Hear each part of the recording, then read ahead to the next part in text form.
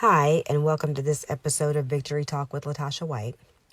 So as you notice, you don't have a video for Victory Talk this week. You have this blackout audio.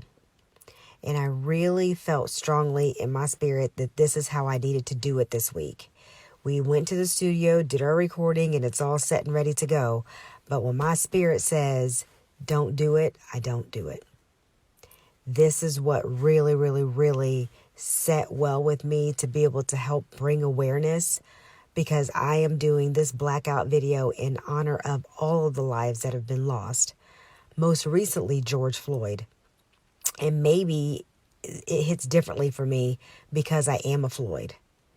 Am I related to George Floyd? I don't believe so. But what I do know is that every man on my father's side of the family is a Floyd. Very easily could this situation have been any of them. It could have been my sons. It could have been my husband. And that is way too much for my heart to be able to handle. I know for sure that there are so many people out there who are in worse situations because they actually have lost family members due to this senseless violence. I have not. And the goal is to not ever have to. But do we have to have different conversations with our sons about when they go out, what that looks like, what to do, what not to do? Absolutely. You can say that it's living in fear. I think that it's living smart. I think that it's our job to prepare them to be aware and to be conscious of the world around them and the potential of what could happen. Of course, there's a lot of things that could happen, and no, we are not given a spirit of fear, but we absolutely have to be aware. And so what I would love for this post is for you all to comment with solutions. When we're not part of the problem, part of the solution, we are part of the problem. And so I would love to have constructive solutions posted that we could do to make a difference. I see the peaceful protests, and I think that's amazing. What can we actually do on the other side of that?